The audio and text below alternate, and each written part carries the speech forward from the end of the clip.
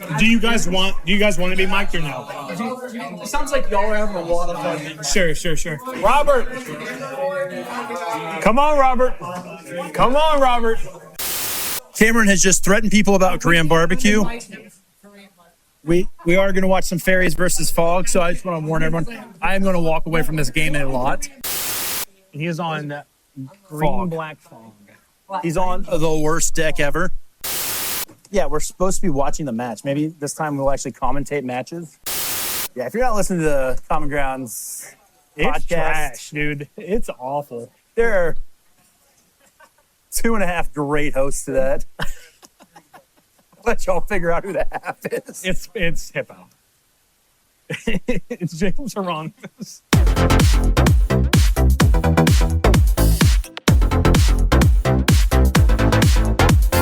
Ooh, that peaked. Hang Oh, on. Space Jam? Let's do some. That was almost Space Jam.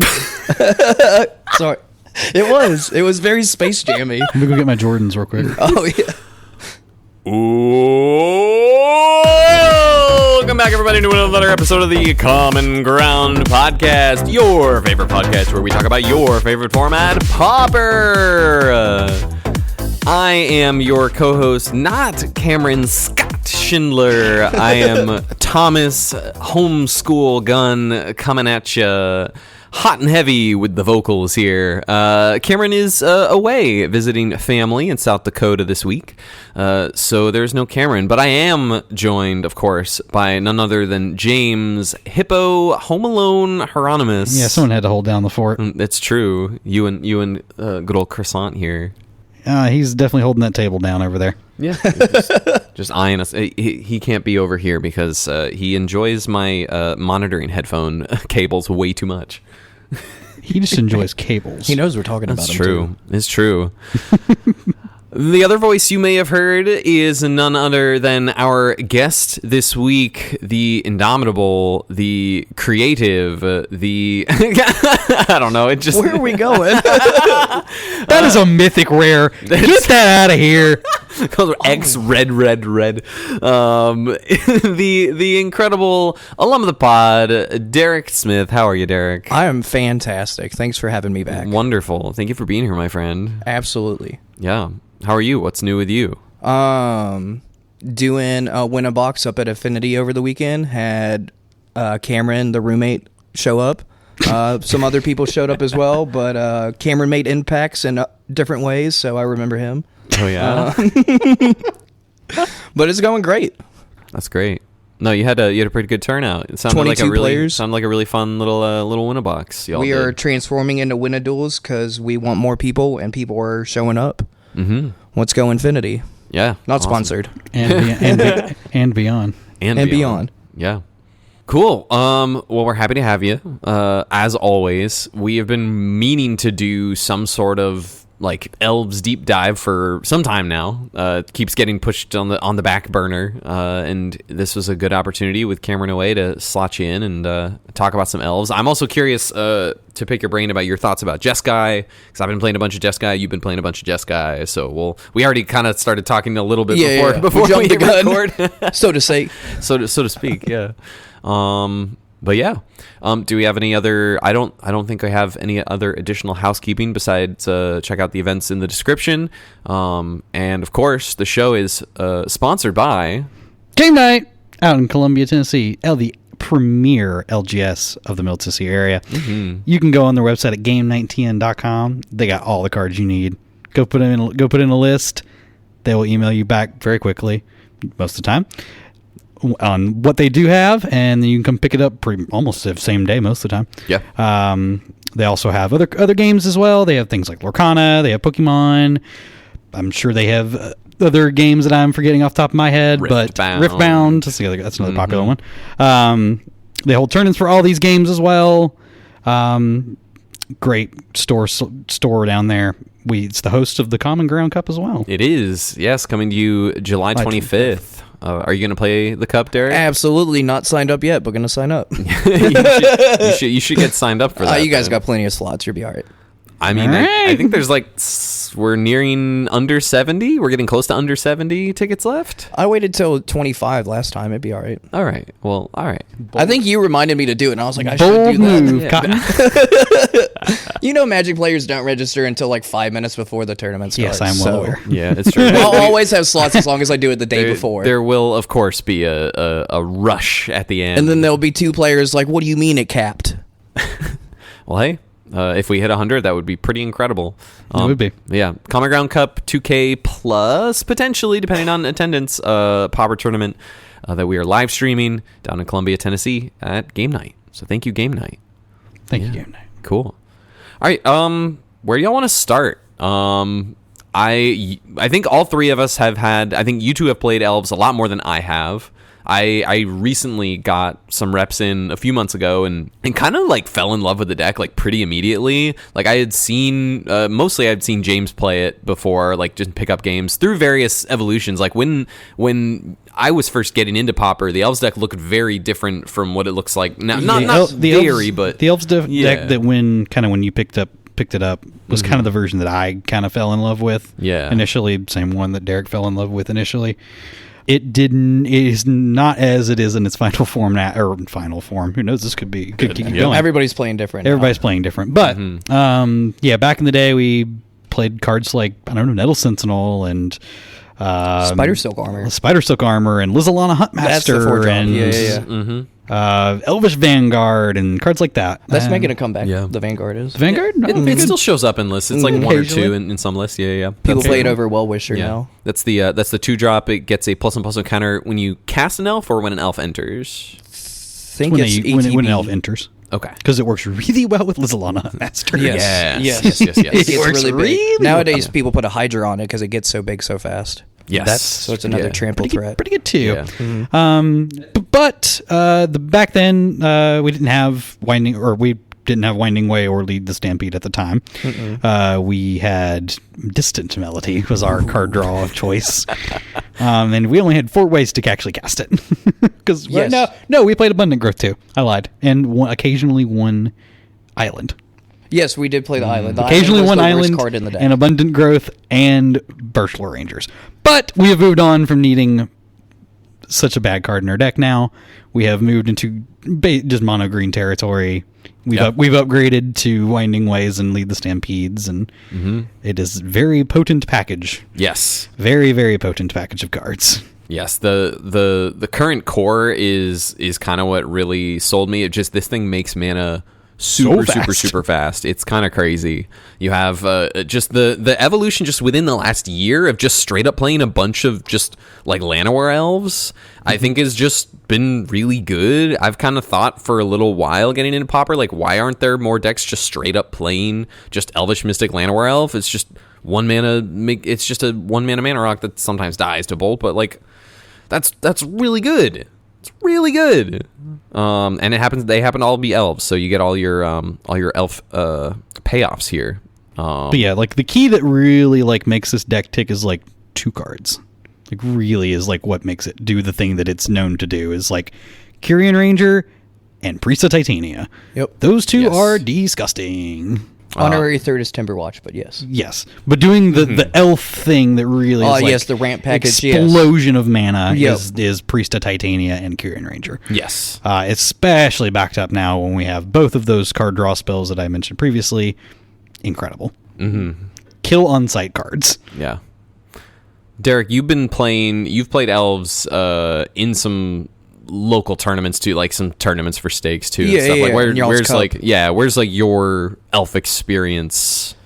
Long ago, Hippo got me on Elves because we did a team trios, the 2 of us with our friend Thomas Bitter, Alum of the pod.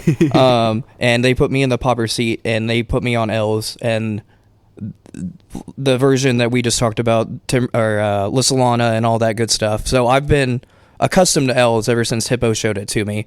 But now that you don't have to play bad splash cards, or you get to play just like mono green like he did, or better elves that make just mono green mana symbols, that's just, it's just so easy. And sometimes I hate to say that it like turns your brain off, but sometimes green decks just like turn your brain off. Like go 1-drop on 1, then you're on 3, then you're on 5, and then you're on like 7 to 8. So like it's just a really simple plan. So once I did really good in a tournament with it, or I think I did 11th at y'all's cup. Mm-hmm. Yep. I think with Shib's list, shout out Shib. I think I just fell in love. Just every card does something that like goes towards the game plan. Like the 1-drop elves obviously lead to the bigger guys. The bigger guys keep you alive and just kill your opponent. You have your mid-range plan of like Timber Watch with your 1-drops or your 1/1s or stuff like that. You have your final plan with the Ints to the Avenging Hunters. The deck. Yeah. Everything melds together. It is just such a cohesive, clean deck, in my opinion. I think it's the current version of the Elves deck that we know it today. It is just kind of this seamless blend of this original broken elf ramp core that has been around for a very, very long time, since the beginning of the format, combined with, within the last year to 2 years, green decks and Pauper really evolving like this low land count, high creature count, high velocity with Lead the Stampede, Winding Way, cards like Generous End, sometimes Sagu Wildling, certainly more in the Spy deck. Occasionally an Elves deck will throw in like 1 or 2 Sagu Wildlings if they're maybe even going lower on forests. I mean, some of them will even play land grants if you're going really low on forests. That was, I think, so back in the olden days, that was like the card. That was like that was like the real breakthrough. Yeah, like the land grant technology was big game back then. So I'm glad that is still gone forward. I'll be honest. Yeah, I mean, free spells are really Free spells good. are very powerful. Are you in the land grant camp, Hippo? If you were to For play elves? it today? If I were to play it today, I don't know. I haven't really delved deep into a list recently. And I haven't really played it very much, so I don't really have a ton of opinion. But I'm a big fan of free spells. So likely so. It seems like the consensus is playing 13 to 14 lands in your 75, and it's all just forests and one or sometimes 2 gingerbread cabins. Yep. Which is also a sweet interaction with Careerian Ranger because it is a forest, so you can keep making foods later in the mid game if you just need to gain a little bit of life. If you got a long game against Madness because you got your sideboard life gain cards. Also, the decks have adopted 4 Avenging Hunters as just this alternate threat to just have a bunch of dorks in play to block if they try and take the initiative back from you. It's just a turn 3 Avenging Hunter is really good, not just in this deck, but also something like Spy can do that. Something like the Gruul Ramp and Ponza decks can do that. That's been proven to be very powerful. But I think it's especially powerful here because you just have so many creatures that can block, and you can even block flyers if you wanted to play something like a couple copies of Jespera Sentinel or something like that too, for additional like helping out with mana ramp and splashing colors. The Avenging Hunter is good tech for, I forget when it came out, but it definitely helps the elf deck combat like mid-range stall decks and combo decks. So your the initiative, like if you get against familiars in their Stonehorn Dignitary plan, you can Avenging Hunter lose 5 life, try and do that over and over and over again and still have a backup plan. Yep. So it just helped grind through the game is a lot better for the elf plan back as opposed to, God, I hope these guys stay alive. Yes. I think another cool innovation of how Elves has managed to, because Elves typically has a poor matchup into the Lava Dart decks. Right. But they've really kind of adjusted to that metagame in the last several months of incorporating a sideboard that has a lot of cards that have gained life in some way on them, or the adoption of the 4 copies of Monstrous Emergence as a fairly reliable removal spell in green, finally, like to kill Gutter in Snipe the format, to take out Gutter Snipes and other occasionally a Flame Breather or something like that. But ideally, it's to take out the Gutter Snipe in that matchup, and then you gain a bunch of life back with your V2 Ghazi Inspectors, your Spinewoods Paladins.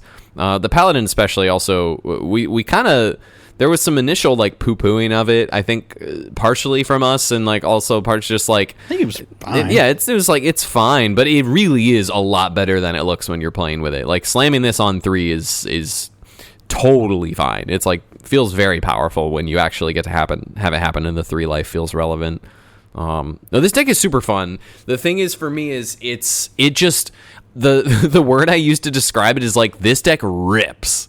Like, that's what I kept saying Yeah. when I was playing this deck for a couple leagues. I just, like, 3-0'd a league a couple times, like, a couple weeks in a row, just, like, fooling around with this deck for the first time, and it just rips. If you understand how to get the most mana the fastest, you can just set up and dump your hand on the board, redraw with these draw spells, and just put so much power into play before your opponent's barely done anything. It's very impressive. This is the deck asking questions. Yes. This is what It's it a does. very good it question asks deck. it asks questions. Do you have a way to stop me from making this gigantic amount of mana? Once you've done that, do you have a way of stopping me from casting my mid-range threats? Oh, do you have an answer for these card draw spells now that are also going to allow me to do both of those things again? So it's asking a lot of questions. And it's not just like one oppressive part of the deck. It's essentially a snowball deck. Like, it is the quintessential snowball deck. Like, Yeah. have you stopped my priest? Okay, now the priest has led to my card draws. That's led me to playing three idiots on the board. That's led to me casting more card draw spells. Like, you never stop the initial snowball. Called Elf Ball for a reason. Yep. Yeah. Are there any points or any particular things that you want to call out in terms of Derrick? If you want to call out in terms of like specific cards, specific interactions that are important, like you have some notes. So I wanted to. You check did in one of there. the interactions that I like. A lot of people are doing the gingerbread Korean Ranger just to like Pretty powerful. Stall.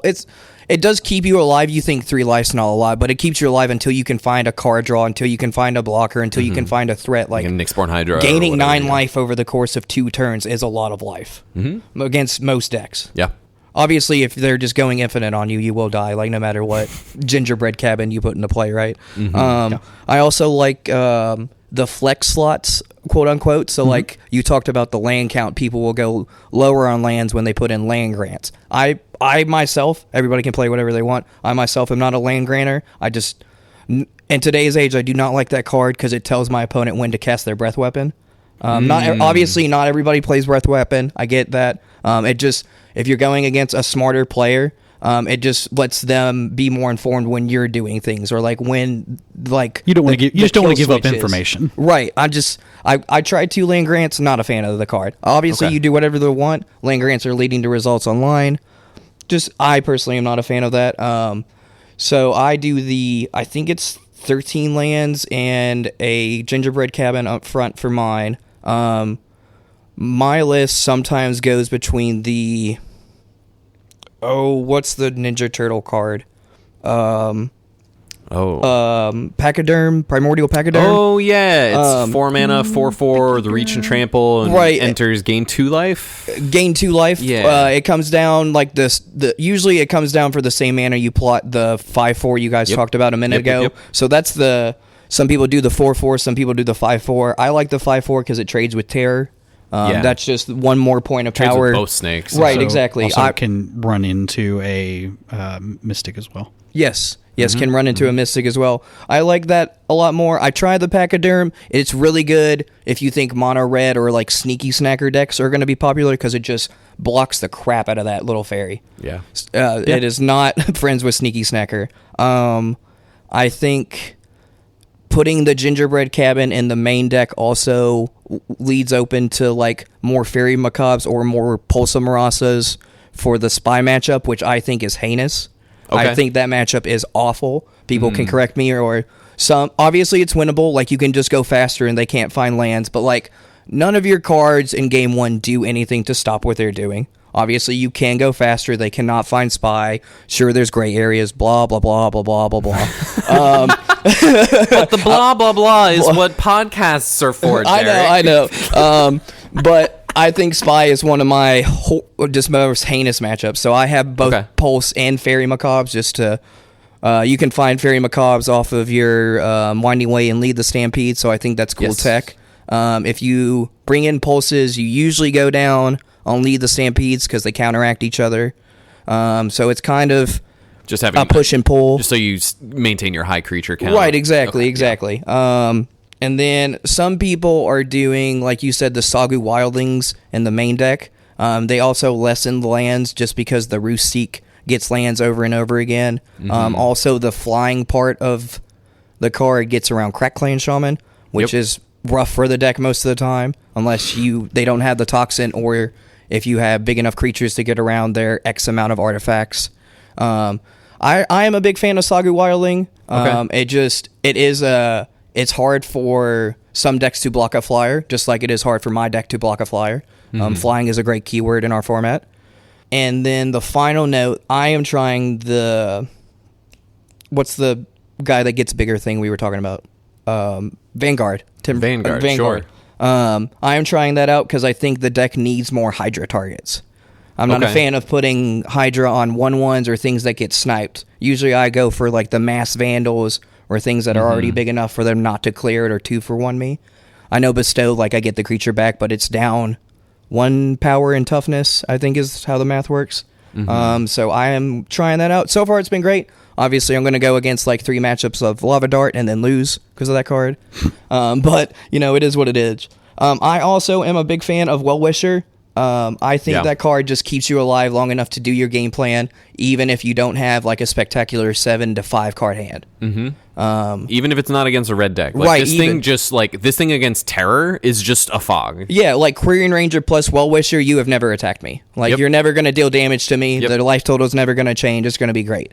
Some people don't like it just because it is like a lightning bolt on a stick. Like people will kill it because people understand that gaining 4 to 8 life in a turn matters a whole lot. So Well-Wisher is in my brain, but right now I think in the meta it's not needed. Shib's not playing it currently. No. Shib's doing like a Arbor Elf untap the blue duel, have Blast in the board. Tangled Islet. Yeah, Tangled Islet. Or Rimewood Falls. Whichever typed land you need for your Arbor Elf, which I think is cool. He's playing 1 Snow-Covered Island, a Tangled Islet, and then 4 Hydros and 1 Blue Blast. Yeah, he is not a fan of losing to the red deck. When we talked about it, like before y'all's cup, he really hates losing to the red decks. He thinks Elves Game 1 has a fair matchup against everything other than like infinite combos. Now this also opens you up to like having an answer to the one card that like hoses your deck in the that is like pretty prevalently played in the format in Quark Clan Shaman. Yes. So you don't just stone lose to it. Yes. Yeah, you don't have to play like hollows in the board or like other off-color things. You just get to play Blue Blast with his version. Yeah. But his old version that was mono green that had like the gingerbread cabin and the sideboard, and then like I think the exact same 75 I played at y'all's cup, just top 8'd in a league over the weekend. Which was, I have no idea where to go with those. Like, it's fully wrapped around, like, the circle of life. I just really don't know. So I'm just, like, watching people and letting people test because apparently they're doing way better than I am. I think it's just kind of a factor of, like, there's a very strong core of cards, and the flex slots can kind of just be adjusted based on what you expect your metagame to be, which I think is a great spot that most Pauper decks have really kind of cemented themselves into. I think maybe with some exception to, like, Mono Red Madness is, like, pretty, besides the sideboard changes a little bit, but, like, the main deck for Mono Red Madness, the only thing that really changes these days are, like, do you want 3 or 4 Faithless Looting versus 3 or 4 Fire Blast is kind of like the one thing that gets adjusted, or maybe 3 or 4 Gutter Snipes, like something like that. Yeah. But like Elves is like you have these like 30 plus kind of ish locked in, and like do you play the 2 Saga Wildlings? Like there's this list that top aided one of the challenges this past weekend on the 28th that was playing 4 Page Loose Leaf in their main deck. I've seen that. Yeah. That way you can find your Lead the Stampede in Winding Ways all the time. Yes. I wanted to try that out for my thing over the weekend, but I only had so many pages. Somebody played my Cycle Storm with Page, so I couldn't do that. Oh, cool. But side note, Cycle Storm with Page. Yeah, it's very good. Elf topic, that card is cracked in that deck. It's really good in that deck. Yeah, it finds more mana. Yeah, it finds more mana or finds you the Reaping Grace so you can just keep going off. Oh my god, it's cracked. Yeah, I lost Sorry, side tangent. about a month ago or so. It's really good.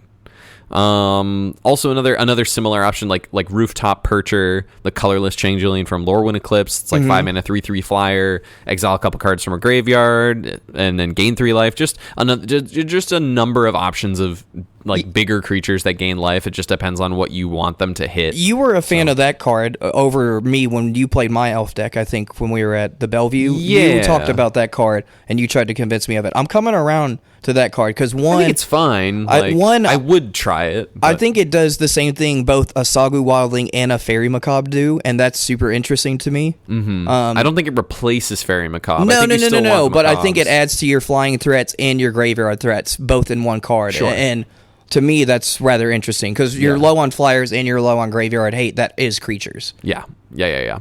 I like that a lot. Also, this list putting a couple of the Masked Vandals into the board, which, is, again, it's just kind of a meta call. If you don't think you're going to blow up a bunch of artifact lands, then maybe make a split, because if you're not playing against artifact lands or relevant artifact or enchantments, That is the first Masked card to Vandal go. does feel Yes. pretty meh if you're not playing. There's those just enough matchups. incidentals in the format. Right, that's where why. it's Yeah. it- It's the same thing of like a couple Nile Spellbomb in the main in like your artifact or your black deck. Like, yeah, not only does it sacrifice and draw a card for your draw twos, it just randomly snipes a graveyard when it's relevant. So, yeah. Yeah, I know another good piece of technology this deck has experienced over the past couple of years is Generous Int. Yes. Not only is it probably the biggest actual toughness on a card on its own in the format that we actually sees play. That's like a regular like part it's a of the regular format, sees play is probably the biggest toughness. Yeah, 7 toughness is absolutely huge. it's absolutely the biggest. I Yeah. think Maelstrom Colossus beats it, right? Oh, Maelstrom. Oh, I'm so sorry. No, it's a It's a 7/7. 7/7. Oh, my It's a fault. I thought it was an 7/7. 8/8. My fault. No. It's an 8. 8 mana. My fault. The Ulamog's Crusher's an 8/8, but we don't see that. Right, one right. very He much said these regular days. play. Yeah. That seems like fault. regular play. Yeah, I So think it's like Generous Int and yeah, mostly Int. Seven, Okay. seven toughness is the number, I think. But that having forest cycling on it, so you can kind of again really go low on the number of lands. Thins your deck for your draw spells. Thins your deck for your draw spells. Oh. Also, it's just a great card to cast. Yeah. Fantastic card to cast. It blocks everything. 5/7 with reach is huge. And you gain 3 life. You get a food out of You it. do get a food out of it. Like, that's not nothing. And that in conjunction with the Masked Vandal is also really big. That is one of my Yes. favorite combos of the deck, quote unquote. How does that work, Derek, So for people you who don't know? you can skip. You don't really want to, but you can skip your turn 1 elf and cycle your forest. But usually you want to go turn 1 elf, and on your upkeep cycle the Generous Int to get a land in hand and to play the land. That way you have 2 untapped mana, your elf and your now fetched land, to play your Masked Vandal with your Generous Int already in the graveyard. And then just you can Stone Rain people, you can make people activate their spell bombs, get people's Campfire. I don't know why they're on the board that early, but you can get them. You can it's such a cool interaction to me. Normally, the coolest thing Elves make is, here's my guy that gets bigger for Elves. Oh, I've made something that makes Elves. Look at this. Synergy, yay. Now you actually have threats that will kill people. Yeah, no, really, really cool. Yeah, between this, the Avenging Hunter, and stuff like that. Yeah, this deck is really, really sick. It puts a lot of stuff on the table really, really quickly, and honestly is just a lot of fun to play. What would be when would you want to bring this into a room? What are you expecting? Based on do you think it's a good call based on a general, it's within the top 5 to 10 decks right now, arguably within the top 5. Yeah. Where do you think it, how well positioned do you think it is these days, and what kind of a room would you want to bring it into, do you think? I think the deck was really a good call at... How close was the most recent Get Into Utrom coming out? It was within I the think weeks? it was this last... Well, was the last one. Yeah, this last Get In. Well, the Utrom coming out versus Get In, they were within weeks of each other. I think so. It wasn't that Yeah, long it after. wasn't long. So as soon as Can't Utrom see, Utrom Monitor came out, I thought Elf was the best deck in the format. Because everybody was Okay. going to gravitate to tapped lands, artifact Ooh, stuff. and you're the best Masked Well, 'cause Vandal deck. yes. Yeah. Yeah, because, I'm sorry, I forget. No, you're fine.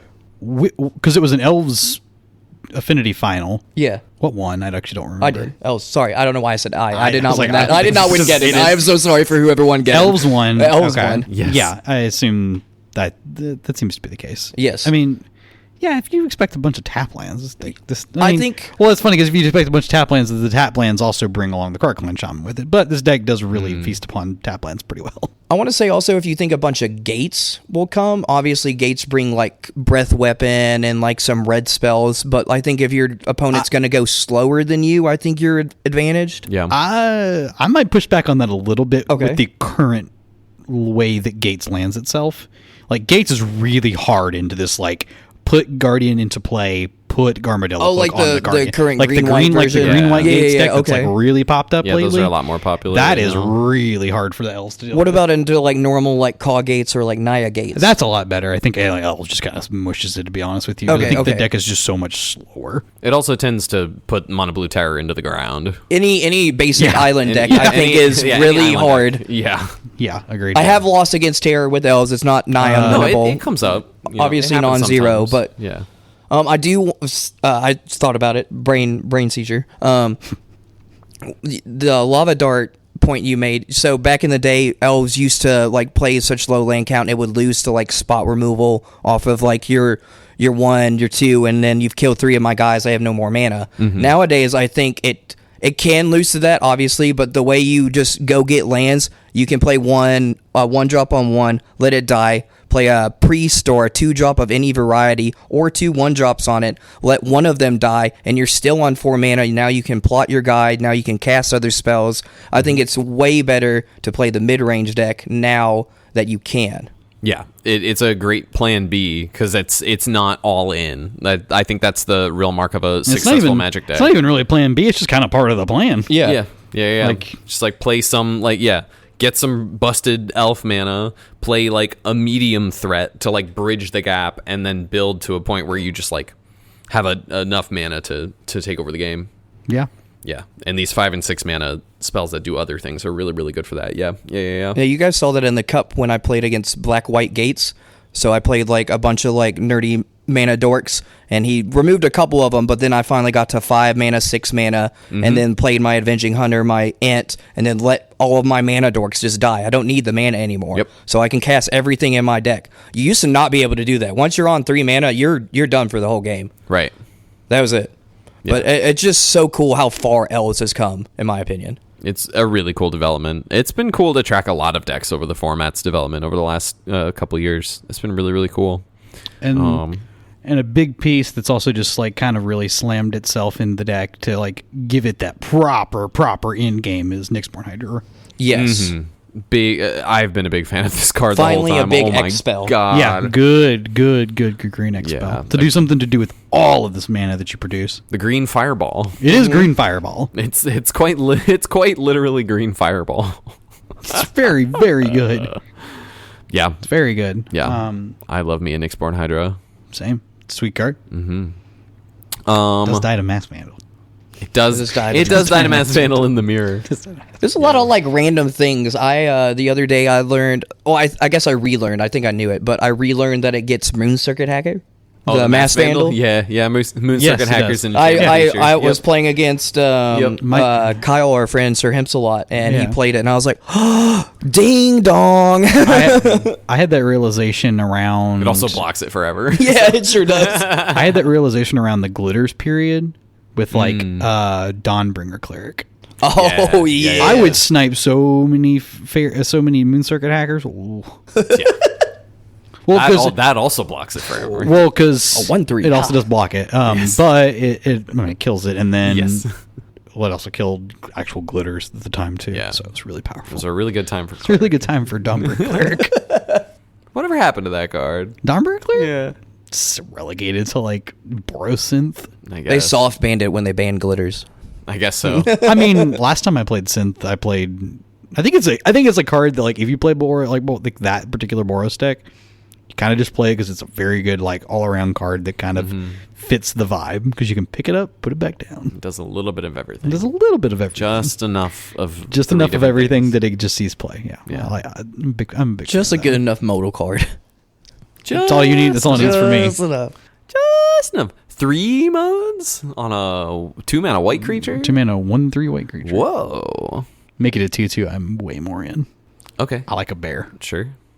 I like that it blocks a bunch of stuff. Just a fan of a 2/2 for 2. I love a 2/2. You know. Yeah. I love a Yes. 2/2 Yeah. for 2. You That like trades with Moon Circuit Hacker though. Yeah, It does. true. That doesn't block the hacker forever. Correct. Well, It doesn't need to block blocks it the hacker. forever. It doesn't need to block. They both go away forever, right? It doesn't. But it's not blocked. It doesn't need to block it forever if it just kills it upon entry. Fair. Oh, at that point, it kills 2 hackers because it would block another. Ooh, Sure. Is that considered a 2-for-1? Lord. Are good efficient creatures considered 2-for-1s? That's the podcast now. Is this tempo? Is this? Oh God, we don't need to get started down that road. Is this tempo? All the memes that come from this podcast are crazy. Oh, you just wait. Are there any other interactions or notes that we want to inform the people of? I think I think most people are very aware of the deck. I mean, so yes, it's still good to look at things from a bird's eye view. Timberwatch Elf is cracked, too. Yes. That card kills people. Timberwatch Elf. It has multiple ways of going, you are dead. Yes. Timberwatch Elf is one of them. Nyxborn Hydra is one of them. But the card that really kind of just sneaks out, I mentioned it at the top of the topic, but is Kyrian Ranger. That card breaks the that deck. card is I said that back when I first played this deck like a decade ago. I said this card is disgusting. It does vile things. It does some truly nasty things. For those who don't know, single green, you may return a forest to your hand to untap target creature you control. That's it. It's a 1/1. Actually, only once. It does only once on your turn. Once each turn. Yes. Each turn. Yes, once is each important. turn. It untaps your reach creatures, kids. It untaps your reach creatures. It does. It does so much. It makes combat a nightmare for everybody. It ramps you into oblivion. It makes a gigantic idiot with a Timberwatch Elf. It gains a bajillion life with a well-wisher. Yeah, that card. There's like textbooks written. It could be written on that card. It's disgusting. It's part of why the spy deck works too. Yeah. I mean, if we're crossing over a little bit, it's kind of the one card, aside from the draw effects, it's like the one card that some spy lists. I think most spy lists have moved away from the Kyrian Ranger. you but play some don't play like some, one or some, one or yeah, some two, will still play some, yeah. especially if they have a little bit more of an elf lean. Yeah, no, I think the one thing with Kyrian Ranger to be careful about that has come up for me is when you have them in multiples, you do have to kind of manage your land drops some amount, so you don't want to put yourself in unless you have a ton of mana, but then you also have to manage for future Kyrian Ranger activations. If you have 2 of them in play and you're returning 2 forests every turn cycle, like you can only put 1 of those forests back down every turn. So you do have to kind of I think be aware of that. I'll be honest, if we're at that point of the game, I think I'm winning. I mean, likely. it's coming in points of games for me where it wasn't clear that I was winning. So I agree. It's come up on coverage that I have lost because I pumped too much.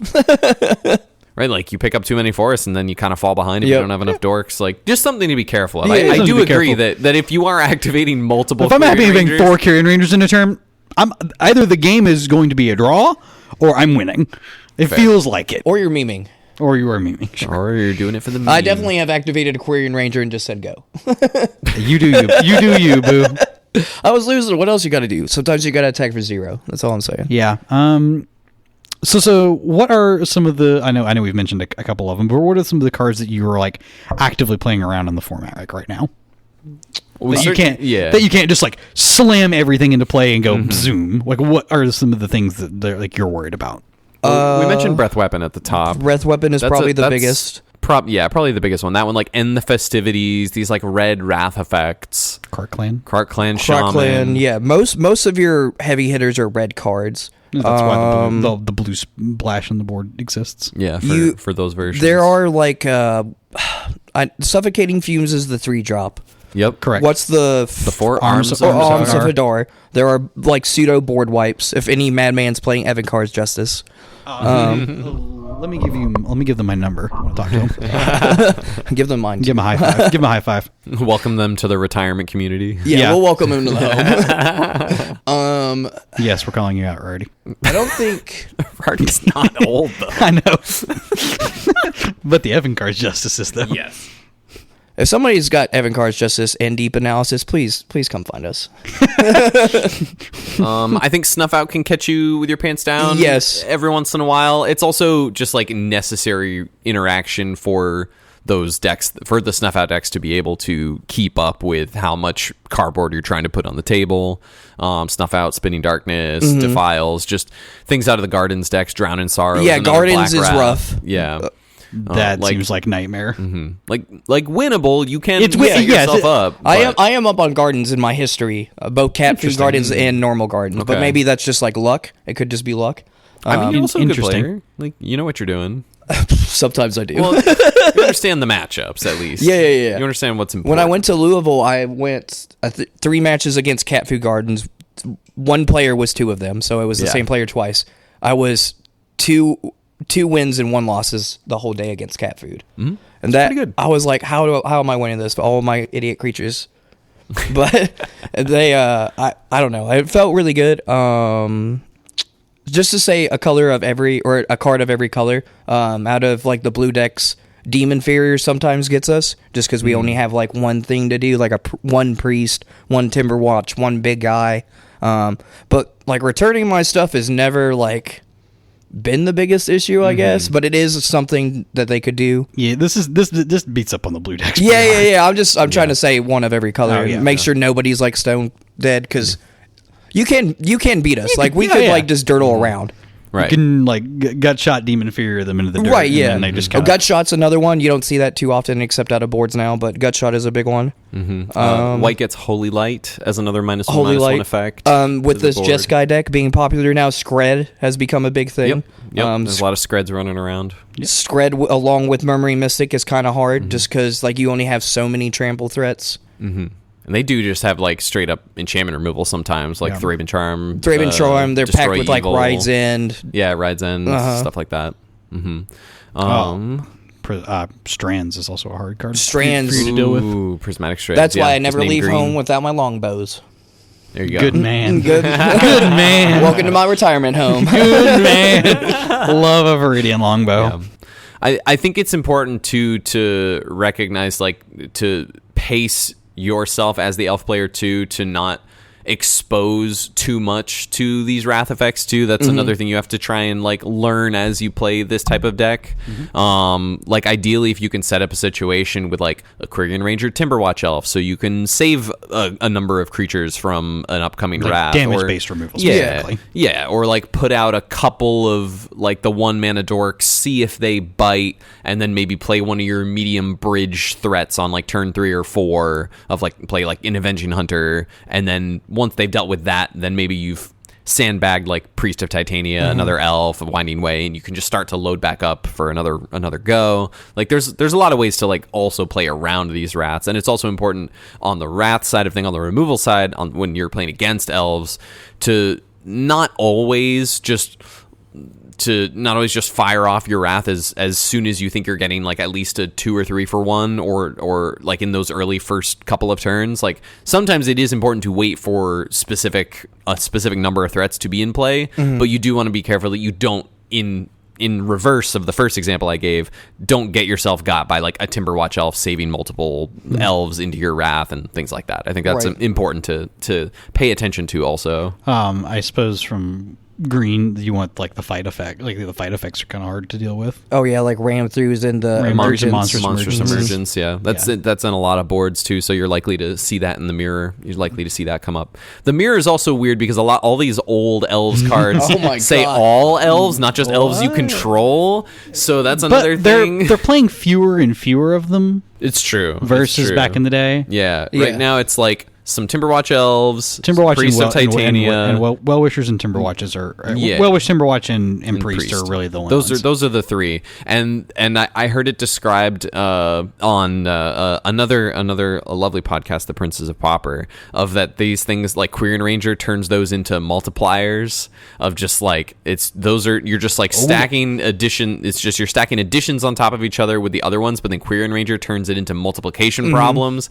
And so like if you are in a mirror, you can you don't really need to do the math, you just need to like see how many of those they have, and whoever has more will just kind of end up winning at the end of the day. Old and man. I kind of put that into practice when I played a mirror when I was picking up the deck to learn it, and that did come to be true, and it helped me kind of shortcut like what was actually Yes. important in the match. Old man story. Hippo taught me that math a long time ago when we did the team thing. So I got into an elf mirror, and I realized that the priest had that's back in the day that all the elf tokens are there from the 4-drop that makes elves. Whenever you just have like the whole board as elves. That was crazy back then. You could distant melody for like your whole deck. Yeah. It was wild back in the day. Anyway, so we got into an elf mirror, and I think it's like turn. Like 25 to 30 is we're really deep into this. So both of us have Priests of Titania, and both of us have Well-Wishers and Timberwatch elves. So both sides have to do the math of how much Well-Wishers equal what does Timberwatch equal, plus what does Priest equal for our next draws. So we both sides are doing math for, I swear to God, like whoever's turn it's not, all of them are rallying for math. Then when it's their turn, we're rallying for math. It was just the most insane number sequence I've ever been a part of. And I was like, Hippo, this deck's cool. This deck's pretty cool. Yes, it is. Do you remember that? I sure do. Okay. Oh, I sure do. Okay. Because I sure remember losing to Tron with Infect that day, and that should never happen. That was after, though. We got into the finals and that happened. We did. Don't be That was negative on still- a positive. It was still not great. I lost to Kiln Fiend by not blocking, so we all had bad days. They were playing the Infect deck that time. Oh, yeah. Very cool. No, this deck's sweet. It's Yeah. been around for a long. It's one of the longest Pauper decks that's stuck around. Oh yeah. I think But it's it's had just 0 bans, too. Yeah. What card are you going to ban from Well, this deck? just you don't Yeah, get to I think- talk. I You don't think- get to say that for a lot of decks. It's the That's true. There are so many easy ways to like quote handle the deck. There's so many wraths. There's so many removal spells. There's so many 1-for-1 spot pieces spot removal. Yeah. There's so many ways to stop them. Like if people really didn't want to lose to it, they could would. not lose to it. I'm just saying, not every deck you talk about has no bans. Correct. This one's been safe, I believe, as far as I can recall. Yeah. Yeah, I think people like soft ban distant melodies just because it got outshined. Because it's not good. But yeah, Yeah. It's a 4 but no actual ban. Yeah, give Elves a try if you haven't. I highly recommend it. It is I very, do as well. very cool. It's very good. It's very cool. It's the XA. If you wanna pose questions to others, this is the deck. I do think it also leads to not necessarily like free wins, but like green itself leads to just like the innate nature to like snowball itself. So like even if you're, I don't want to say not good at Magic, but if you haven't played a lot of the Pauper format and you pick up Elves, like I do think it gives that free win just because, oh look, I can activate this a bunch. I don't really know the format. Hiya. Sure. Yeah. I can definitely give you outs to not like yeah. doubting the deck on what it does, but I think people I think that have never it's a played good Pauper, point towards the deck. Yeah, I Yeah. think if you've never played It the is- format, it does lead to like, oh, I have one. Whoopsie. It is a thinker if this Yeah. for your first Pauper deck, but ultimately, yeah, it's it's ramping into some pretty busted stuff pretty early. So It's pretty sweet. yeah. I Now, if agree. you've never read the initiative, read that first. yeah, you should That is probably not make sure that is not innate or you tacit understand information. how yeah. the initiative works. yeah. Oh man, Back in my day, we didn't have no initiative. have the I initiative. got my Vanguard and he attacking. Yes, he attack. That was it. Yeah, we used to. He got blocked. Your turn. because the deck was so much wider back in the Yes. day too. Yeah. You So much wider. back in the day, I think in the old game cave, your elf list, maybe it was somebody else, had I think like 13 to 20 just single elf tokens. It was not Just me. for like the wide spread. not Okay, me. okay. It must have been somebody else. I think I saw somebody and their whole playmat was just elf tokens. Oh yeah, me prepared with tokens. You're funny. Back in the day, you used to, be a good member of society, but You know. Oh, what happened? we got old. I became a curmudgeon. Old curmudgeon. Curmudgeon. Live under a man. troll. Hell yeah. Do you know what one of the new kids on the street is? It's Jeskai deck. It's true. Oh, Pivoting segues. pivoting from the questions deck to the kind of answers deck. The answers deck. The opposite end of the Yeah, spectrum. I wanted to chat about Jeskai for a little bit today too, because Derrick, you've played a bunch of this deck now. I've been playing a bunch of this deck. I think it is my if not my top pick for PauperGenesis right now. It's very close to that. I'm getting a bunch of reps in right now. I just want to talk about it because the deck is sick. Where are you at with? We started talking a little bit beforehand of like there seems to be quite a not like a rift, but a difference between approaches of like a bunch of preordains versus a bunch of brainstorms, Right. And whether you want to throw in extra Ash Barons to support the brainstorms, or you think you're good with what you got, or if you are a preordained gamer, does that mean your Bender's Water Skins are better for preordains with more sorceries, so that you're tapping out more on your turn and then having them on tap on their turn? I've been finding the Bonder's Ornament to be much better than the Water Skins so far, but also like pretty limited testing with both of them right now. I'm just curious what you're thinking. Like you did pretty well in a tournament recently with the deck, right? You get like second place recently? I played 2 tournaments. I played one at our good friend Kyle's The cock tournament. the Court of Commons Quarterly. Yeah, the Cock of the Walk tournament. I got second place. So, believe it or not, I was not going to play this deck. Backstory to how I decided this deck. I was not going to play this deck. I was just going to hardcore Elves just because, like, I know the deck, like, not to put myself on the soapbox, but I've played it enough. I think I get free wins just how familiar I am with the deck. Yeah. Not soapbox, but I have found that I do sometimes, like, oh, whoopsie.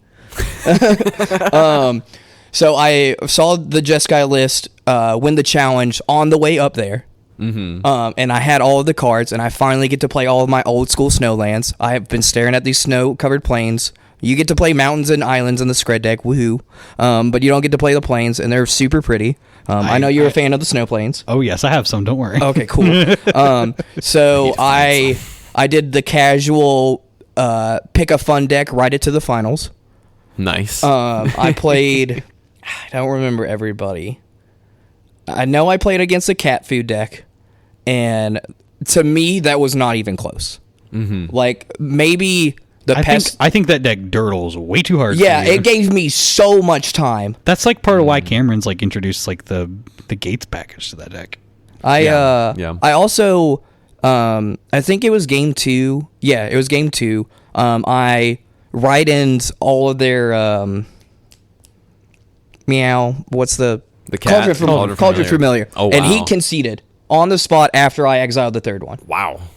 And I was like, oh. I mean, to be fair, they don't really have another way to win. They have the 1 to 2 troll, and that's it. Cool, those I'm die. just- Those, they do have backup. those are even. Yeah. I was like, we can move And I on was with the day. I was very surprised because I thought the black draw cards would keep him in the game.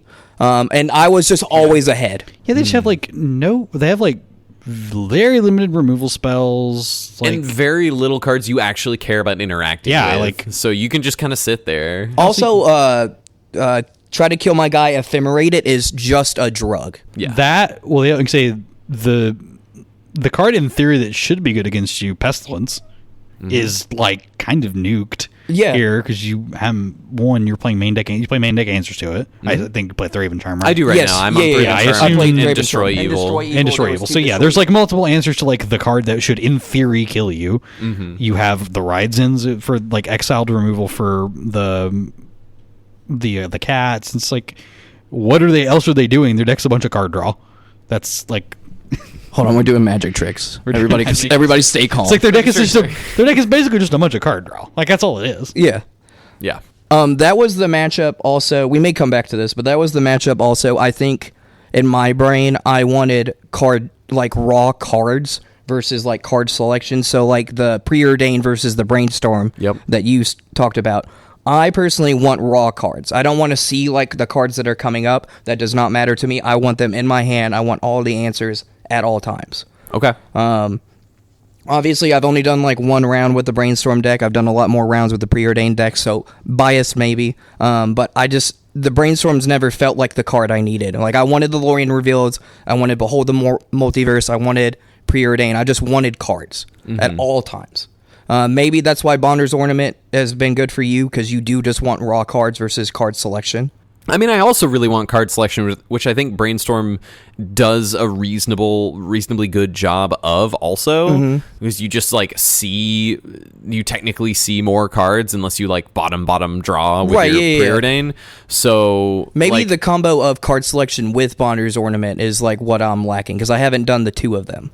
I mean, I don't think they're exclusive or whatever. I think that something we talked about before we hit record was that the holding up the mana for Bonder's Ornament definitely pairs better with Brainstorm than it does with Preordain, but I don't think those have to be like exclusive things. Okay. Like a lot of people are exploring right now how many water skins versus Bonder's Ornaments versus both, like, do you want to play right now? And there isn't really a consensus of how many you play, or even if you play them at all. Could just be your preferences. Right, I think that's what it boils down to. It seems to be the case right now as people are trying stuff out. So, like, people are playing, like, a campfire in the deck, or, you know, like... It's a deck that just plays a ton of one-ups, and you can just kind of customize it to what you want to do. That's just what Ephemerate decks do, right? Like, you just, like, have, like, the toolbox-esque... Yeah, it's like kind of like the Tron deck, too. Yeah, right. It just, like, kind of does what it... Like, just put a bunch of cards that you want to cast in some order. I also played it this weekend at my Win-A-Box. I did the 3 water skin, 1 ornament,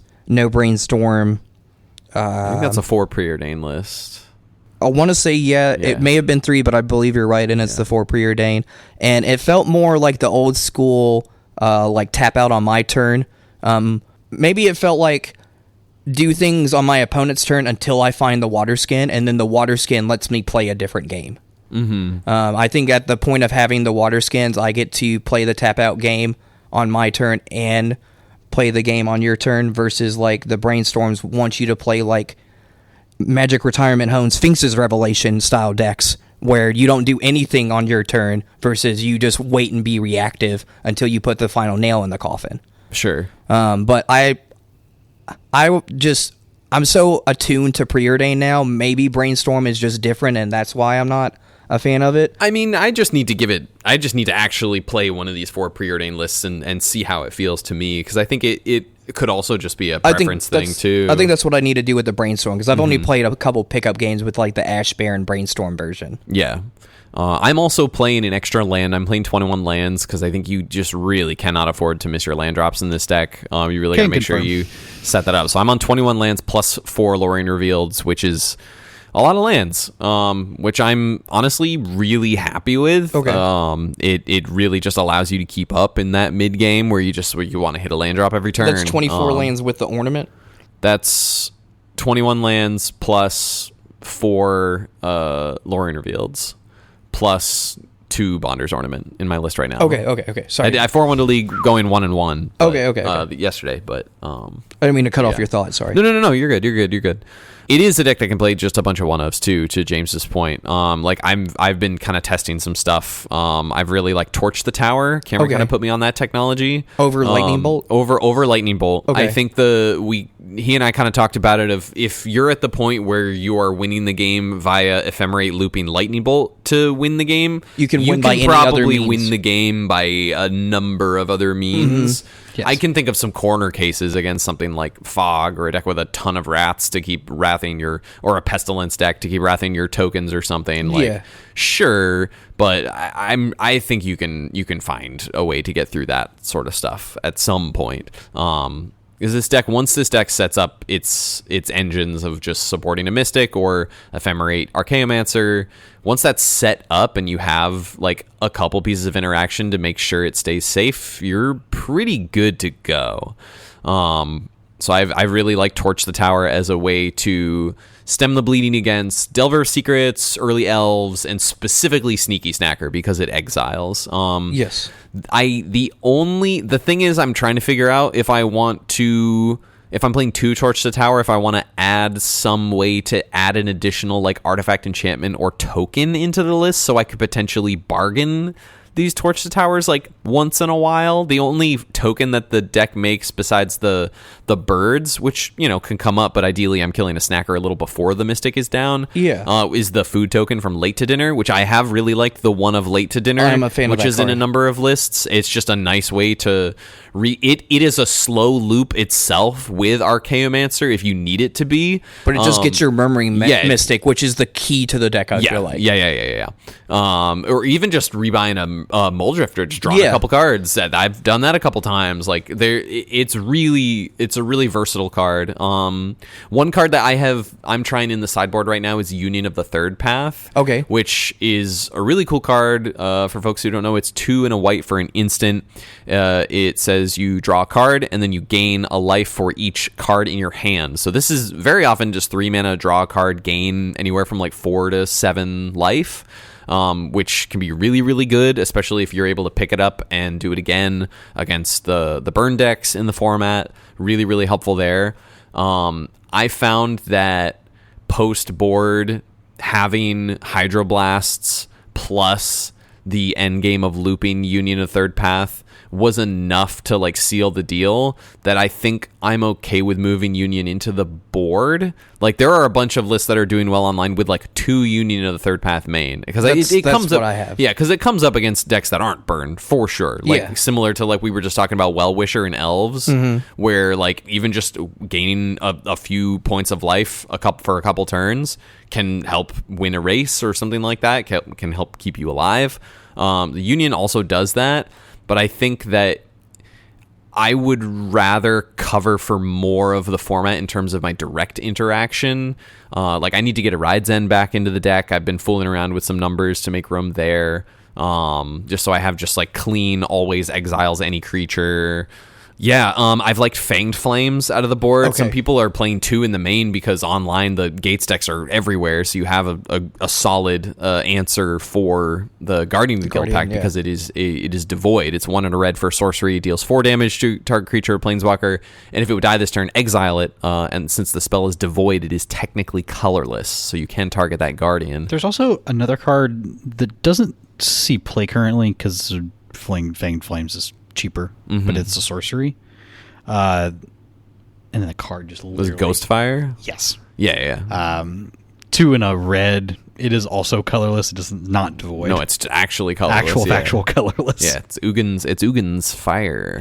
Like long before Ugin. But it deals was 4 released. damage at instant speed. 3. Or 3 damage to instant speed to any target. Yeah. 3 mana, instant speed, colorless damage. Also totally fine. Goes upstairs too.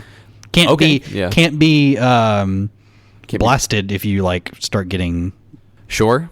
Yeah. started in that loop of That things. comes up. Yeah. I think neither can Fang Flames. No, but it doesn't go upstairs.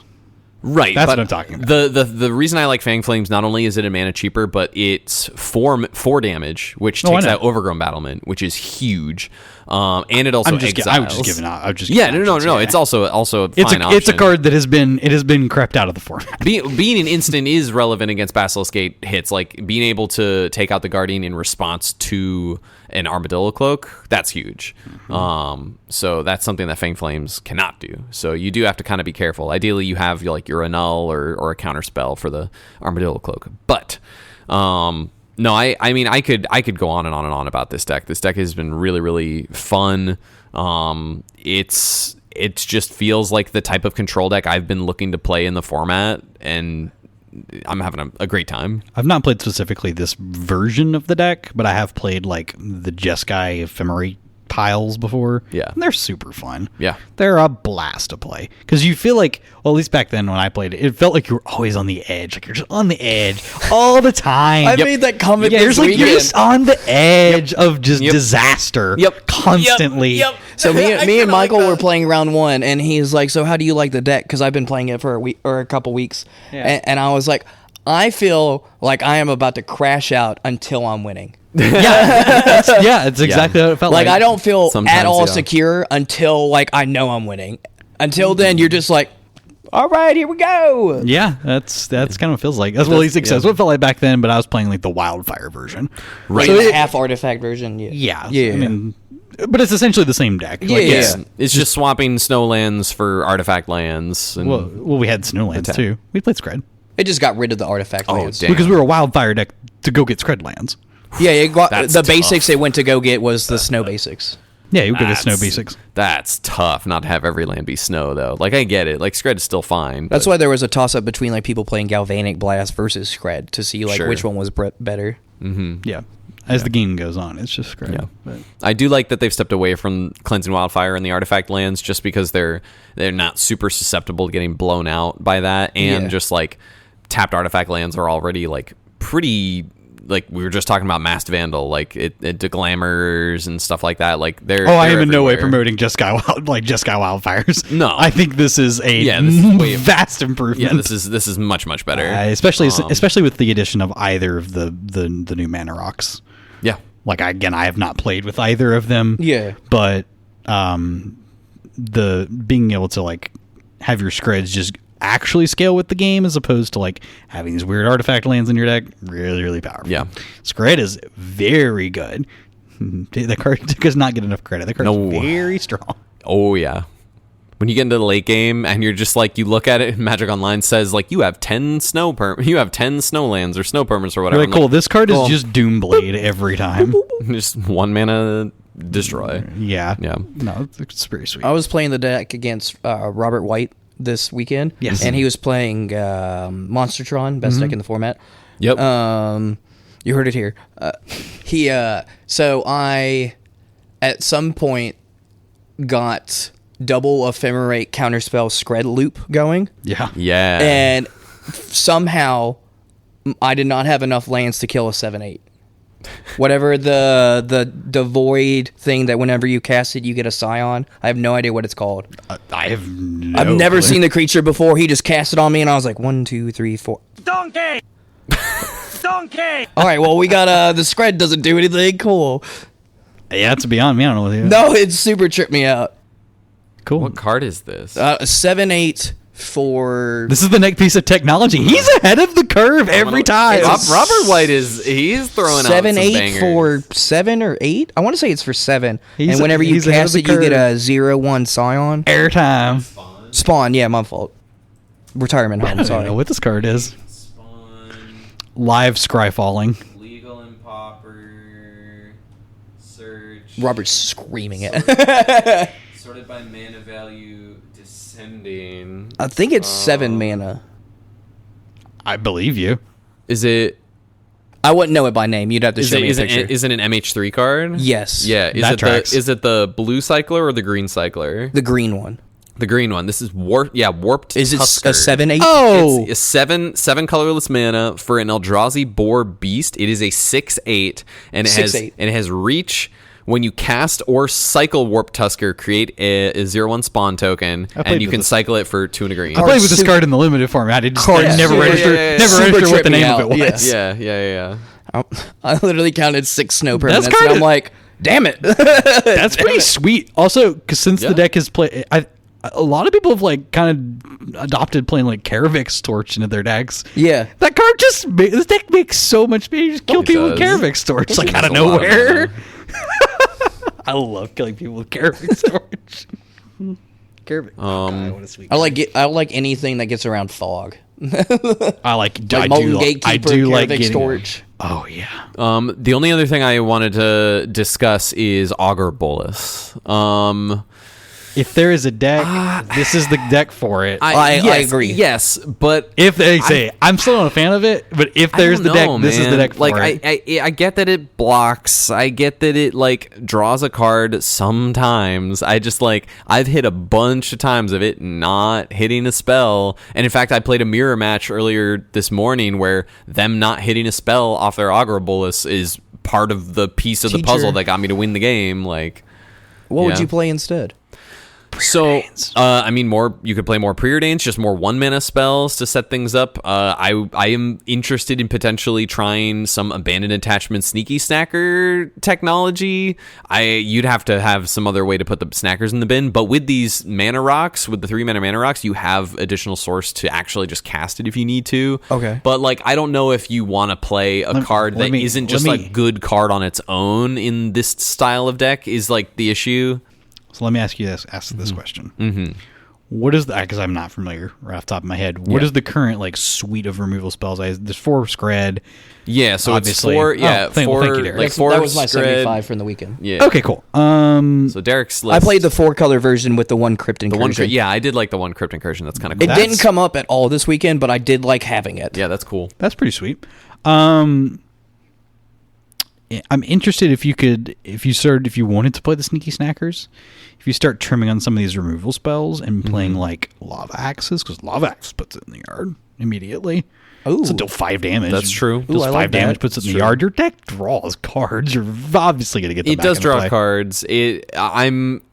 Yeah. You could you could shave some number of like your Union of the Third Pass for like abandoned attachments and Right. things like that. So I mean, you could get away with it. Yeah, in theory. kind of trim down on some. But I don't think stuff. I don't think you need it though. Yeah, I am a fan of the Augur Bolus for one reason. Okay. I think that you need something against the red decks or hyper aggressive decks. Like I think the, you like, need specifically the like 1-drop style. Right, yeah, like maybe the Inventor's Axe maybe the Inventor's Axe like Goldhound deck like gets under you if you don't have that card.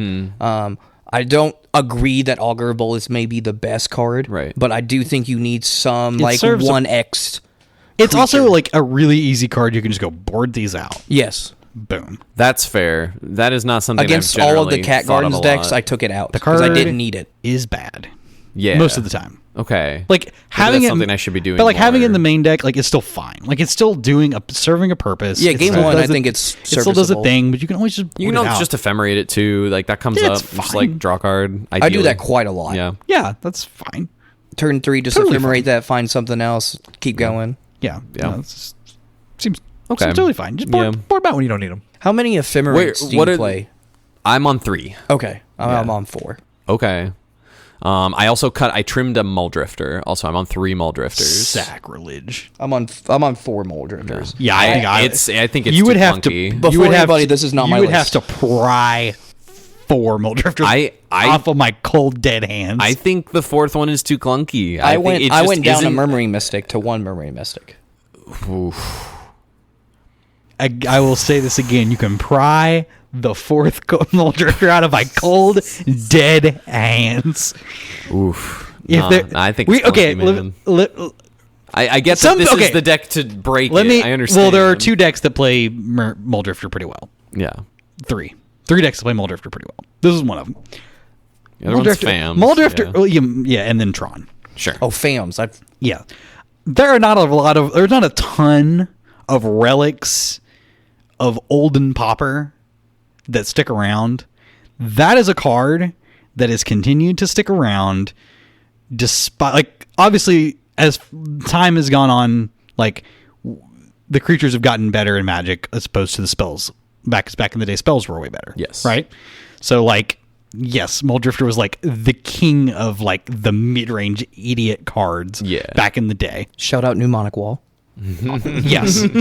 But like for those of us who have a little bit of nostalgia, you can pry the 4th Muldrifter out of my cold dead fingers. Okay, all That's right. the only reason No, that's fine. I was gonna say, for those of us who want to feel a little something in our lives, I think I need to Do you play my play 4th the- do you Muldrifter. play- I'm just a cold, heartless son of a gun. Zoomer. Zoomer. Zoomer. Zoom. Yikes. Do you play the Fog or a Stonehorn Dignitary at all?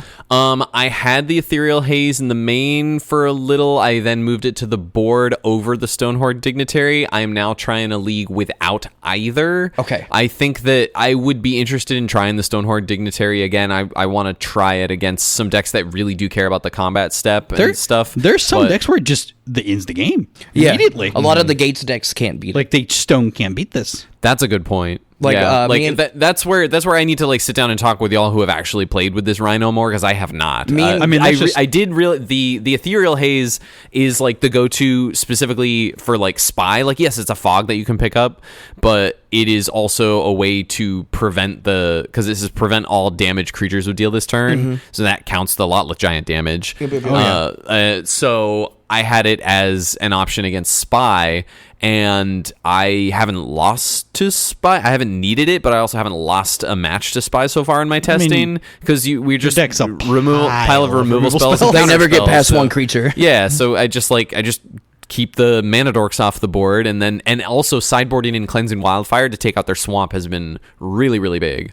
Because after they've found all their lands, of course. But I mean, even if they just play the swamp early, and you get their last land, and keep them off of black mana dorks, and then I had a pickup game where I cleansing wildfired a forest, and they went and got the swamp. Then I wildfired their swamp. I was like, I felt so smart. all in one turn. Yeah. You feel like I was like, get that Archaeomancer, get that. feel like a genius. Let's go. Feel like a genius. That's funny. I played the first time I played it after the cock. I played it at the Game Cave against Cameron. I played the Stonehorn Dignitary over Ethereal Haze because I didn't have it at the time. And he was playing some Naya Gate soup pile cards, whatever, I don't know. Whatever he liked. The cannon pile. And I didn't have anything game 1, but game 2, I think like turn 6, I resolved a Stonehorn Dignitary, and his eyes just like went up. He's like, Donkey! I can't beat that card. And so for the rest of the game, I was like, where is an Ephemerate? Where is an Ephemerate? So my only knock to the Rhino, Okay. is that it doesn't do the all creature damage. So Yes. it doesn't stop. Like, incidentally, you can get places where like gutter snipe things can happen, where like the Ethereal Haze can come up. Same thing with like the giant, the Lotless Giant. Yeah. It's like it does have these like cases, but like, I don't know, 1/4 that just says no combat period. Yeah. Is pretty good. It is good in those the contexts that I just haven't put myself in, and even like the Ethereal Haze, I'm honestly like wouldn't even really want against Gutter Snipe. Like, you could maybe engineer a spot, but if you fire it off, they're just gonna fire up their spells and get their triggers in response. Yeah. So it's pretty tough there too, I think. This is a little biased from Derek, but in my experience of the Jeskai deck, I have only outright like had a stone cold 0% chance against one deck, and it's how many times can I swear? You can swear as much as you want, buddy. Most Donkey! Bogles has beat my Donkey! because you don't have an answer except the Stonehorn Dignitary or Ethereal Haze. Mm-hmm. So like You're just digging to that as fast as humanly possible. Or like you Yes. can like just you can hold up. Maybe you get to counterspell something, like an important removal, like enchantment. Maybe you get to like An ethereal. destroy evil. Yeah, Grand you have Pyramid like some enchantment, counterplay, but like as yeah. far as like killing their creature that Yeah. will kill you, you have nothing. Okay. So the tournament I played against Cameron, that same one, my round 1 opponent was Robert White, and he went turn 1 Slippery Bogle, and I worked at my snow-covered lands and my removal spells. I was like, my deck sucks. My deck is trash. I should give up. It was awful. I felt like, oh my god, I felt so sad. I was like, oh, Yeah, just go again, I guess. It's the I get every deck comes yeah. I was into like, contact. I was like, get that it. is like that's the point Right. of playing that thing. But is you just that's why beat I removal spell advocate for decks. one Yeah. of the two white fog-ish Yeah. effects. Now, the Ethereal Haze loses to Nile Spellbomb where the Stonehorn does not. The Stonehorn Fair. loses to Removal Spell where the Ethereal Haze does not. They have some like counterplay to certain cards in the format, but I do think you need to play one in your 75. Okay. Where that ends up either is one? up to you. Yeah, I mean, you Okay. can play both technically. Yeah, you could play both. It needs to. I think you need to have that. I think effect. Cameron's board that he has right now with the deck that I tweaked a little when I've borrowed it, but I think he has both in the board. Okay, yeah. I think it needs a copy of something in the board Cool. for Bogles and X other decks. Yeah. Okay, that makes sense. Cool. My only other thing is I've lost pretty hard to Mono Blue Terror. Seems rough. I just had a hard time. I don't. They Is just- there any way that we can play something to mitigate early graveyard stuff that is not like the one of Thraben Charm? And we don't really want to play relics because we don't really want to exile our yard too. But like just playing an early relic, just having a couple relics in the board potentially, just play it early. Keep tapping it to exile some stuff, you're ideally going to pop it to slow down their snakes before your graveyard has a bunch of relevant stuff in it anyway. So, like, I don't know if that's anything, or if it's just too risky, or if it's just another thing of just, like, what? we're just going to let that go. I was fixing to say. I do like I have a Circle of Protection blue in my board online because Cameron had that in his sideboard, and it was, I played at League, I played against Carson in mono blue, and it was really strong there. I mean, I mean, I feel like I registered a cop blue in some deck or another that I played for Terror, specifically because of Terror. Yeah, that's 100% a way you can do it. The problem is that you have no way to find it. Like, you can't pick it off an auger. Like, it's another reason I really like Brainstorm, just because you dig and you see more cards. Yeah, you're digging for one. You're digging for 1 out of a 60. That's like. We'll also have a bunch of Pyroblasts, like, and then like call it good. You're digging for a 1. You're digging for a 1 out of 60. That's not even guaranteed to like resolve. Well, we're not going to cast it until it can resolve. So there's some caveats. By that point, I think you're dead. Do think that's true. I've won the game with this card in play on like turn 9. Like, okay. Like it comes up, but the games I've lost, I'm 0 for 2 in matches online right now. What I'm to the point is, I'm saying is, if you're playing a 1 for 1 matchup, I don't think that particularly is worth it. It's also good in the mirror because I won the mirror today because I had enough mana to stop all of their birds from dealing any damage, and they decked. They decked before I did. Case? Sure. That is so all the creatures are blue. My response to that is all the creatures in the mirror are blue. Sure. Oh my god. It was good. Sure. Okay. Hippo, I'm on your side. That's why we're I'm just gonna go sure. And I just like it as a one of that. Like if I manage to get into a position where it's in play, it will likely win me the game against Terror. Like I played against Carson. He had to Demon Fury it multiple times, and I was able to fight counter spells against it on the way back down, and just chump block with birds until I got it in play to get myself to that point. Like it's not pretty, but like it's an option, and like that, and like 3 Pyroblasts, call it a day. I'm a big fan of if you have to devote cards to a matchup that you're like already not great against. There's not like there's a whole ton of need to. I don't think the matchup needs to be that bad though. Is the thing I'm saying. Like, how do I should I be approaching this differently? Like, how do I like? I would rather just play another blast, to be honest. I think if we're playing a copy of Cop Blue, why are we not just playing another blast? I think blast is just a better, more efficient card at what it does. I think. Pretty sure about that. You said you're 0-2 against the blue tears? Just online so far. Like I don't have any way to interact with the graveyard to slow down the snakes to get to the point in the game where I can answer the snakes efficiently. Because once you get to the point of the game where you can answer the snakes efficiently, they're not a problem. Like Scred just takes them out. Right. Like you can play Ride's End. And then the 6/5 never you just matters. But if you're trading like 1-for-1 cards with them early in the game, right? Mm-hmm. Like the Red Blast is going to stop probably 1 snake minimum. So if it stops a snake, that gives you enough time, right? Or 2 if it's maybe two snakes if you're just sitting there long enough. What about maxing out on Thraben Charms, like 3 to 4? I through the 75. This is not a deck. This is not a deck where it takes advantage of the creature count very well. Right. Like it comes up when you've got your Murmuring Mystic going, but besides that, that's why like White Weenie takes extreme better advantage of that card than any other deck, and it's not close. Yeah.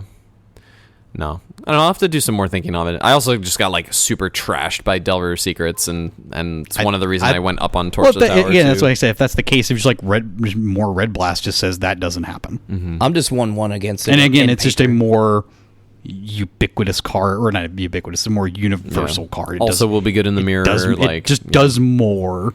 Yeah. It was funny, in the mirror we both also brought a couple blue blasts in for the red blast that we knew the other was going to sideboard in, which was hilarious. So that was kind of funny. That's pretty cool though.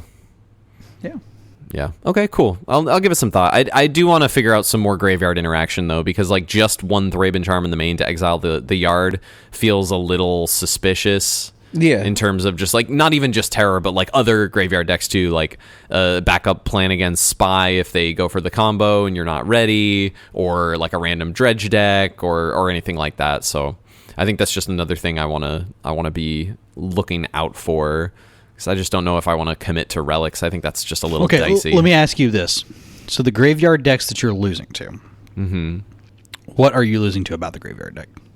Fast Snakes from Terror, and then I don't know. I guess I just need to play some games against the other decks. Because if you're Spy, I'm not. I haven't gotten to the point where like exiling the graveyard was necessary against Spy per se. Because I think the hazes kind of prevent you from losing that game. Because the graveyard thing of choice is to just put a giant into play, be it dredge or spy. Like, so I think the haze covers that bit, right? For the most part, yeah. Okay, so it's like if I'm playing it, it's not in my list right now, but it can very easily make its way back in.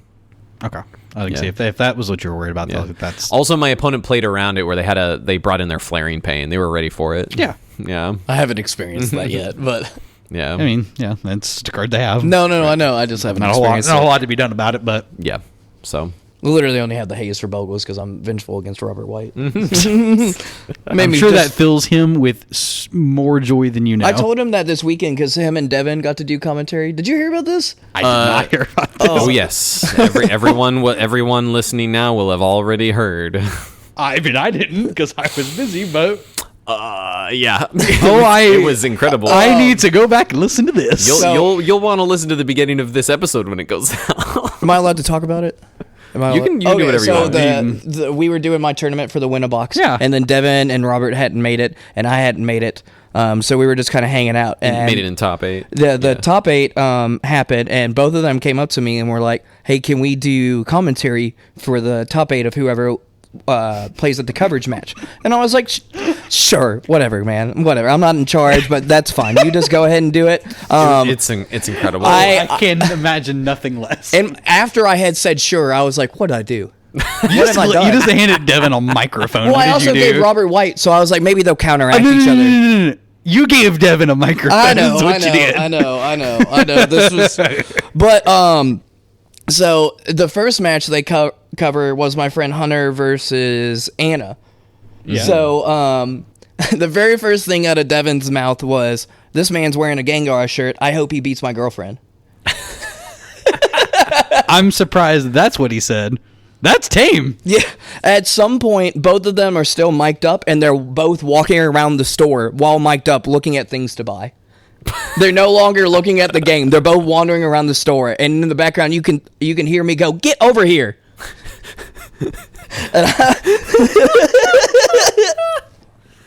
Wonderful. Maybe Guess what? Okay. Guess what does not happen at high level events? This, and guess what? I love that this does happen at this kind of thing. Yes, it was fantastic. I didn't hear any of their commentary, by the way, until yesterday. I was not like listening to it. I was paying them no mind. I was like, there's no viewers watching us except for John Burr. John Burr was like our one viewer through like the whole finals, or the quarters through the finals. But whatever, they're not like saying slurs or whatever. They're fine. So I go back home yesterday and listen to the replay, and I am just cracking up.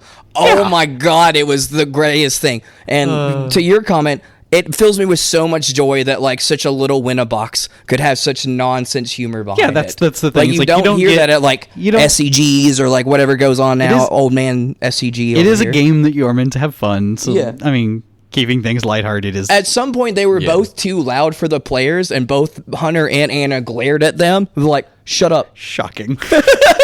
I was like, at one point, she swings with the creature, I do believe, but doesn't swing with another flyer. And Robert out loud goes, "Wonder why Anna didn't swing." I'm like, Robert, shut up.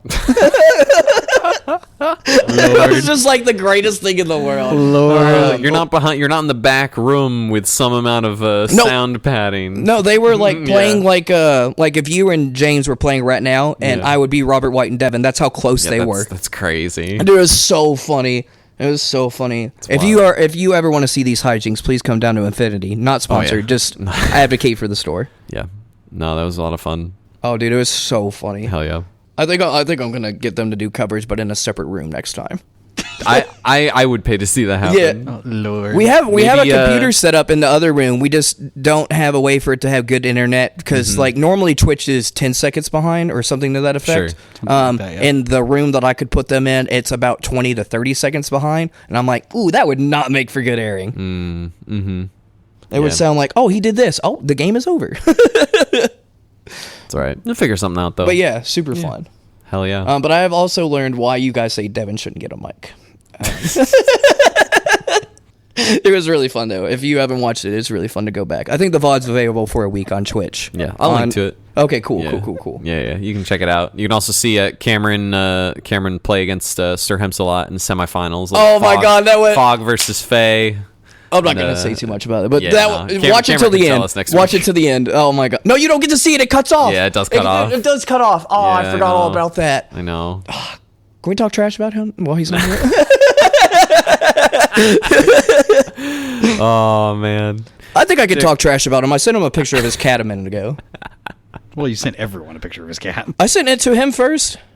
Still, for the time travelers. Oh yeah, for the time travelers. Ooh. Oh, I know we're not at that point, but before Derrick's brain forgets, my friend Michael Guy, we talked about this before. I would like to shout him out because he is a somewhat local artist trying to advocate for his art. He is now doing custom magic tokens Hell of like yeah. all varieties.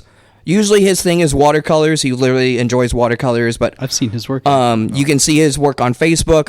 We can link it in the show notes, blah, blah, blah, blah, blah. I really want to shout him out because he's a good friend, good Magic player, and he made tokens for my tournament. So just all around, He's a swell, great guy. Swell individual. Nice. Broken Guy Art, I think is what it is. Broken Guy Art is his page on find Facebook. Cool. But yeah, just before Derrick's forget, now we can go back to talking.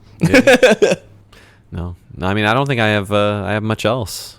You know, I am 1-0 in the green-white gates mirror against the Cameron Schindler. Ooh. Very fun. I'm sure he'll hear that and go, yeah, I'm only getting a 5. But anyways, You're so salty this week. Dude, it was so funny. It's okay though. We all have our weeks. Dude, yeah, it's fine. I like that. Okay, so this is my first time getting to play the green-white gates deck. Sure. I thought it was super cool. Yeah. Is this the full one with the two, like, Malevolent Rumble? Yeah, I played cards? two of the, like, mill 4 cards. Okay, yeah. No, that was very cool. Like, it does this thing it does, like, the, like, put things into the bin super well to, like, get back, like, get value for later. It just digs you to your 2 pieces that you need, or 2 to 3 pieces that you need to, like, really close the game, because, like, Guardian plus the gate, Kiss the Gate is really good. If anybody hasn't figured it out yet, add an armadillo cloak, it gets a little even more disgusting. And add a second armadillo cloak, it gets even worse. Hi-ya. No, the deck's very cool. I would advocate for playing it. It's really good. But yeah, that's all I got on that one. This may be a silly question. Does it have a plan B, I guess is my question? Like, you know, the plan A is like Guardian plus the gate plus the enchantment. Like, what if all the Guardians go away? Like, what you is still your... have creatures that win the game. You still have What like are, outlaw no, medics. what are the other creatures? You I still don't know, have like, the list, I guess. so sorry. You have like outlaw medics, sacred cats. Okay. And I legitimately have forgotten whatever the other creature was. Oh, is that like Oh, the it was Squad Hawk? It was Gate Creeper Vine. Oh, okay, But you're not attacking with that No, one. you're not attacking with that one. You're not attacking with that one.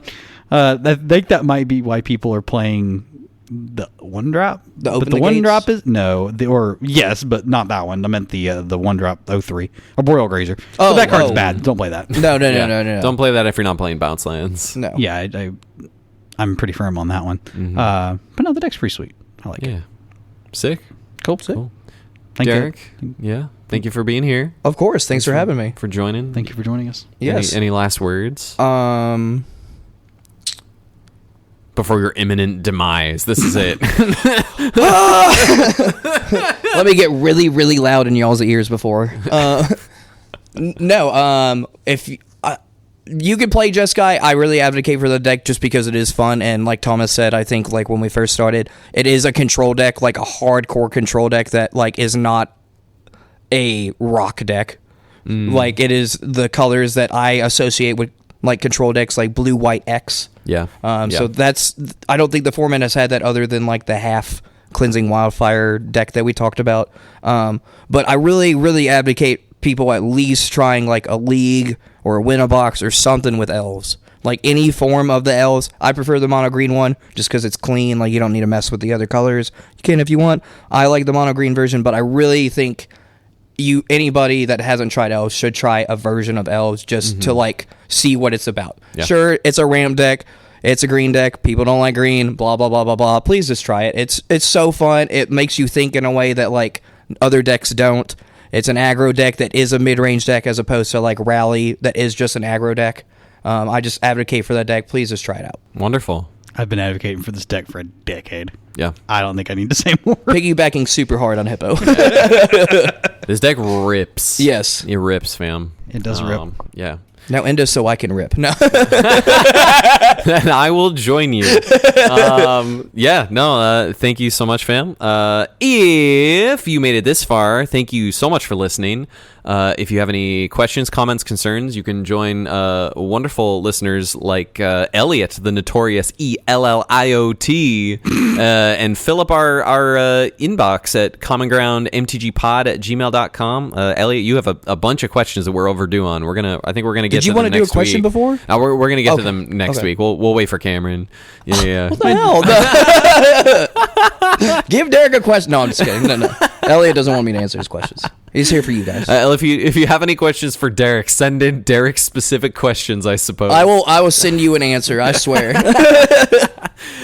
You can send those in over our Discord as well. We have a Discord with a whole bunch of our wonderful little community that we have, all you listeners. We love y'all interacting and sharing your bling you get in the mail. Some time travelers now. Some time travelers while we're recording. And, tournament reports, just fun hangs, goat pictures, lots of fun stuff going on in Discord. And lots of room to grow. I think that we have there's some chatter today about some interest in like an online event, like some online tournaments that we could potentially organize through the Discord. Cool. And that'd be a fun thing to explore down the line. So stay tuned, hop in the Discord, say hello.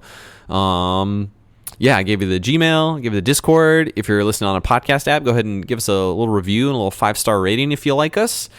And if you don't, then leave us a stupid comment, and we'll make fun of you on the show, I guess. we have done that before. Oh yeah, somebody said something pretty heinous one time, and I think it was me. Yeah. I think I lit into him. I was like, I don't know. I think I have time when for that you. happens again, am I invited back? I would like to light into some people. Yeah, that's what I'm talking about. Sauce. But yeah, I think that's it. Yeah. Yeah. Great. Go cast green cards. Yeah, go cast green cards and Jeskai cards. Jeskai cards. Again, an advocate for it. Infinity has a Discord as well. If you guys want to stay tuned on there, when they're doing their stuff, I put it in their events page. Again, I do not work for them. I'm just a big advocate for their store because it is cool. You're their Pauper representative. Yes. I get paid $0 to speak for them. That is how cool they are. Paid $0 to host the events there. I just love the store. You've been shilling Pauper for forever. It was the Game Cave, then it was Frontline, and now it's here. I just want it to happen because, when I lived over here, down the road, it was nothing. It was you and then some remnants of the Game Cave people. But now that I moved an hour and a half away, boom, here's the Pauper people. It's crazy, but I do like it. I do like almost every weekend of every other month there just be 4 bam bam bam Pauper events here in Kentucky, here in Nashville, here in Alabama. It is blowing up. It is just and you'll be with us at PauperGenesis. Yes. In oh July. My God. Yeah, you're going to be in the car with Cameron and Carson and I, and yep. Yeah, I'm going to listen to y'all talk about music, and I'm going to not. No, it's going to be a fun ride. It's going to be a long ride. It is going to be a long ride. Bring your catheters. Strap in. That's not what I meant by strap in. Anyway. I said that before you said that. Yeah, I know. Actually, I think we said it at the same time. It was a joke. Oh. All right. Bye, everybody. Thank you for listening, fam. We appreciate y'all so much.